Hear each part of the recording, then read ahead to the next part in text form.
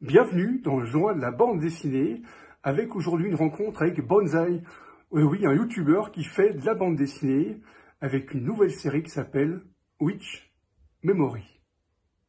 Bonsaï, bonjour. Bonjour. C'est une chance de te croiser ici. Merci.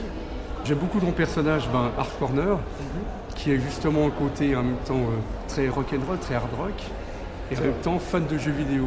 Ouais. C'est ça le concept, hein. C'est inspiré un petit peu à la fois de Wayne's World et de mes années Player One, Télévisateur 2, qui étaient des émissions un peu françaises, qui vraiment alliaient ce côté un petit peu grunge et jeux vidéo, quoi, d'une certaine manière. Et pour moi, c'était logique de remettre ça un peu au goût du jour et pas faire que le geek un petit peu en chemise. En plus, ça a déjà été fait. Et ce qui est génial, parce que tu as ta propre voix, on dirait carrément une voix de carton, on dirait que tu fais ton personnage, et c'est vrai que c'est génial d'avoir... Ouais, en fait c'était le concept, hein, d'avoir un personnage un peu larger than life, un peu cartoonesque. Ouais. C'est pour ça d'ailleurs quand j'ai fait le film il y a 5 ans, le méchant Jean-Guy, il fallait aussi qu'il ait une voix de cartoon un peu débile, justement l'inverse, c'est-à-dire une petite voix nasillarde contre la grosse voix de métalleux, quoi. Et en fait cette voix, c'était à la fois le côté c'est super hardcore, il est trop cool, et en même temps ça permettait de lui créer un côté ridicule, parce que justement comme il a une grosse voix, dès qu'il disait un truc vraiment débile ou à la con, où il se retrouvait un peu bête, ça créait un décalage marrant. Et toi, avant d'être youtubeur, tu étais fan de jeux vidéo, mais comment t'as... Ah ouais, bien sûr. En fait, depuis avant que je sache lire, les jeux vidéo c'était vraiment mon focus principal. J'étais un enfant très hyperactif, et donc les jeux vidéo c'était le truc qui me canalisait, aussi bien mes réflexes que ma vue, que mes oreilles. J'en prenais en plein la tête, et du coup j'en reviendrai. Et ce que je trouve génial sur ta page YouTube, c'est qu'en même temps tu es proche d'animation, c'est-à-dire que tu as plein d'animations, tu as des génériques qui sont complètement dingues et fous. Comment tu travailles? Tu as des dessinateurs, tu travailles avec l'Asie, comment tu fais? Ouais, alors en fait, moi j'étais très intéressé par le dessin à une époque, et puis j'ai beaucoup dessiné, et du coup je suis ami avec beaucoup d'artistes, et donc en fait pour mes visuels aussi sont toujours assez travaillés, que ce soit la jaquette de mon DVD, que ce soit n'importe quel poster que je vais vendre en convention, etc., ou même les Stars Barbares, qui sont une série d'animation avec des barbares de l'espace qui conduisent un T-Rex chromé avec des boobs. En fait, le but c'est que vraiment, dès qu'il y a du visuel, du dessin pur, j'ai moi-même une certaine exigence quand je consomme de la BD, du manga ou quoi que ce soit, et je veux qu'on retrouve cette exigence. Je veux pas diffuser des dessins qui sont un peu au pif et tout. En général, j'aime vraiment quand c'est quali, et je pense que c'est aussi quelque chose que les gens aiment retrouver, c'est-à-dire que quand je vais poster un dessin, même si c'est pas forcément par Harry Partridge ou par des gens avec qui j'ai l'habitude de travailler, ils me font confiance sur le fait que ça va être bien. Et là par exemple on a un projet de BD qui s'appelle Witch Memory, qui est en précommande de fin de dernier espoir, on va dire. Il reste 10 jours là pour le précommander, et les dessins de Pedro Pérez sont magnifiques, et du coup c'est pour ça que je me suis pas posé la question plus d'une seconde si je donnais mon droit à l'image sur les personnages dessus. Justement, on connaît le graphiste de Pedro Pérez, comment est-ce que tu l'as rencontré? Ça qui est génial, quoi. Justement, moi Pedro Pérez je connaissais pas beaucoup. En fait il y a très longtemps, il y a 2-3 ans, 2 ans je pense, on m'avait proposé de relayer, tout simplement en fait, de relayer une initiative de recueil chez GBDM, qui est un petit éditeur indépendant de BD un peu coquine, et du coup il y avait cette espèce de recueil un peu façon hentai, de recueil de petites histoires de différents auteurs, un peu olé olé. Et moi qui suis qui adore et le contenu un petit peu de BD mature, et surtout en fait le fait que des auteurs occidentaux s'y mettent, parce que c'est extrêmement casse-gueule. En France, j'en parle même pas, c'est vraiment se tirer une balle dans le pied, mais bon, c'est pour la passion, pour avoir ça, il faut dire que ça existe en objet, et il y avait des super auteurs comme Joël Jurion, etc. dedans. Du coup moi j'ai relayé ça, et ils m'ont dit écoute, on pense que ça pourrait encore mieux marcher si on intégrait une petite histoire originale qui met en scène ton personnage. Et j'ai fait waouh, ce serait trop fou, mais dans ce cas. Et du coup, j'ai écrit le scénario d'une petite scénette érotisante avec un autre collègue qui s'appelle Arthéon, que vous avez vu dans Noob, peut-être une web série. Oui. Et du coup, les autres auteurs ont fait des pin-up inspirés de mon personnage. Et du coup, ça donnait un espèce d'univers totalement décalé. Une très belle pin-up. Hein. Ouais, c'était fou. Et du coup, donc ils m'ont intégré à l'univers Vanadis, donc c'était le nom du recueil chez GBDM.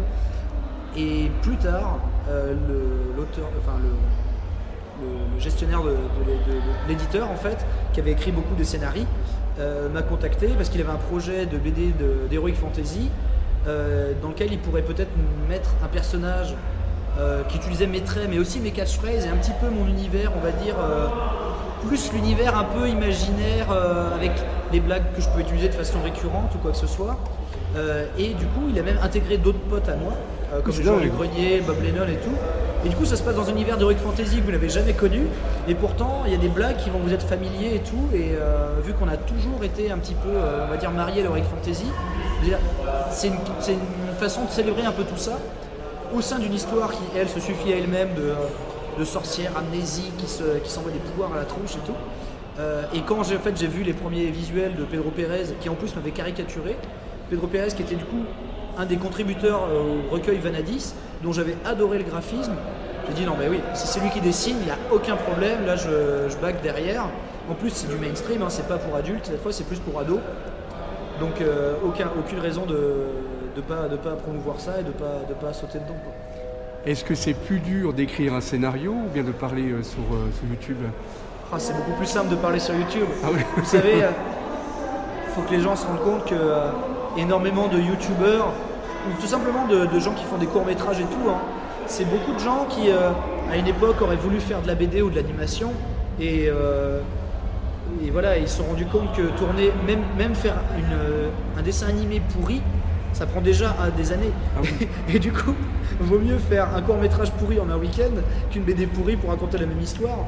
Donc du coup, ça demande une rigueur de travail et une hygiène de travail juste phénoménale de déployer ces moyens-là. Peut-être pour en plus ne pas gagner d'argent derrière, etc. Donc c'est vraiment des projets de cœur. Il faut une niaque et une énergie assez incroyable. En plus d'avoir un bagage technique qui permet déjà, même, et là je parle même pour faire déjà une BD nulle.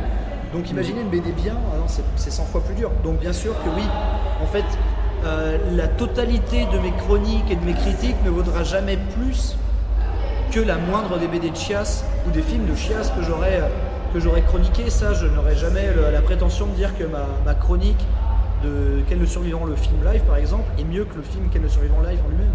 Non, c'est faux. Donc Witch Memory va sortir ces jours. Ouais. Est-ce que ça sera un projet de série ou bien d'abord le premier album c'est un test? Alors Witch Memory est déjà prévu sur 6 volumes. Ah génial. Je crois que les outlines du scénario sont déjà écrites. Mais les gens vont pouvoir le découvrir en motion comics, c'est-à-dire en petites scénettes animées qui reprennent les dialogues de la BD. Donc je suis très hype de ça parce qu'on a un beau casting français. Ah, j'ai vu les images, c'est génial. Brigitte Lecordier, Éric Legrand, donc la voix de Vegeta, la voix de Sangohan, la voix de Commandant Shepard. On a vraiment du monde, du beau monde, donc ça c'est cool. Donc je suis très pressé que les gens découvrent aussi l'histoire en motion comic. Et du coup, c'est prévu sur 6 volumes, donc à chaque fois. Donc là, le premier volume est d'ores et déjà un succès. C'est incroyable d'avoir presque 3000 précommandes sur une BD indépendante comme ça. Surtout, Pedro Pérez, alors il est très respecté, on va dire, sur Internet, parmi les auteurs et les initiés, parce qu'il a un trait extrêmement bien ficelé. Mais c'est pas un gros vendeur de BD ou quoi que ce soit, c'est pas un Nicolas Keramidas. Mais il fait des belles illustrations. Mais par contre, il est très fort, ouais. Et du coup, il publie un espèce de petit blog qui sort en recueil en Espagne. Et puis voilà, il n'est pas publié à l'international spécialement et tout. Donc je suis d'autant plus content de me dire que sa BD va avoir un certain succès et qui va pouvoir du coup partir de bon cœur sur un volume 2 parce que j'ai très hâte de... Moi son graphisme j'en demande quoi. Et c'est génial parce que tu parles de Nicolas Keramidas qui était un très bon ami à moi aussi. Ah ouais, stylé, parce que du coup avec Nicolas Keramidas que j'ai eu le plaisir de rencontrer donc bon à Nouméa, donc là voilà, on entre en zone privilégiée, oui, mais oui. du coup j'ai eu la chance d'être invité en Nouvelle-Calédonie pour rencontrer ma communauté, mes fans et tout. Ouais. Et 15 ans je serai comme lui aussi toujours aussi passionné, gosse, un peu fou, et puis quel talent, enfin vraiment, c'est vraiment un tueur. Alors merci beaucoup. Mais je t'en prie. I will take you far away.